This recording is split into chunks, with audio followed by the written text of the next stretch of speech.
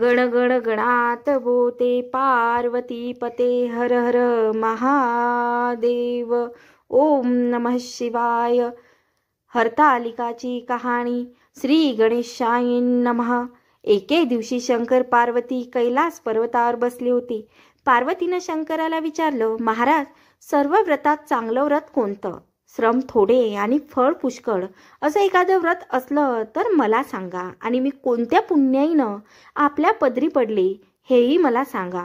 तेव्हा शंकर म्हणाले, जसा नक्षत्रात चंद्र श्रेष्ठ, ग्रहात सूर्य श्रेष्ठ, 4 वर्णात ब्राह्मण श्रेष्ठ, देवात विष्णू श्रेष्ठ, नद्यात गंगा श्रेष्ठ, त्याप्रमाणे हरतालिका हे व्रत सर्वात श्रेष्ठ आहे. ते तुला सांगतो. तेच तू पूर्वजन्मी हिमालय पर्वतावर केलंस आणि त्याच पुण्याईनं तू मला प्राप्त झालीस. ते ऐक. हे व्रत भाद्रपद महिन्यातला पहिल्या तृतीयेला करावं. तू लहानपणी मी तुला प्राप्त व्हावे म्हणून मोठं तप केलं. 64 वर्ष तर झाडाची पिकलेली पानं खाऊन होतीस. थंडी, पाऊस, ऊन ही तिन्ही दुःख सहन केली. हे तुझे श्रम पाहून तुझ्या वडिलांना फार दुःख आणि अशी कन्या कोणास द्यावी अशी त्याला चिंता पडली. इतक्यात तिथं नारद मुनी आले. हिमालयानं त्याची पूजा व येण्याचं कारण विचारलं. तेव्हा नारद म्हणाले, तुझी कन्या उपवर झाली आहे. ती विष्णूला द्यावी. तो तिच्या योग्य नवरा आहे. त्यानेच मला तुझकडे मागणी करण्यास पाठविले आहे. म्हणून इथं मी आलो आहे. हिमालयाला मोठा आनंद झाला. त्याने ही गोष्ट कबूल केली. नंतर नारद तिथून निघून विष्णूकडे आले.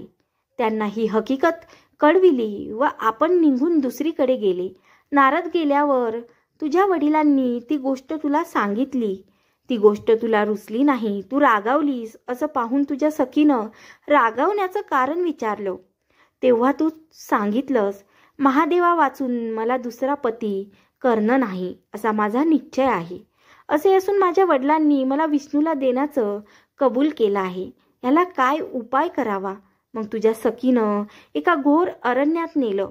तिथे गेल्यावर एक नदी दृष्टीस पडली. जवळच एक गुहा आढळली. त्या गुहेत जाऊन तू उपवास केला. तिथं माझी लिंग पार्वतीसह स्थापलीस. त्याची पूजा केलीस. तो दिवस भाद्रपद शुद्ध तृतीयेचा होता. रात्री जागरण केलंस. त्या पुण्यानं इथलं माझं आसन हाललं. नंतर मी तिथं आलो. तुला दर्शन दिलं आणि वर मागण्यास सांगितलं. तू म्हणालीस, तुम्ही माझे पती व्हावं याशिवाय दुसरी इच्छा नाही. नंतर ती गोष्ट मी मान्य केली व गुप्त झालो.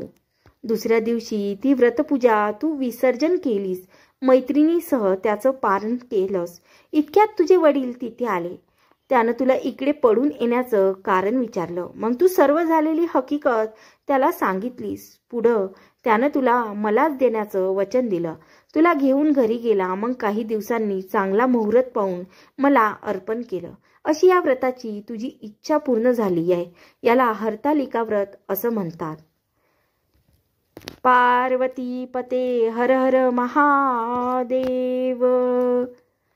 जय गजानन.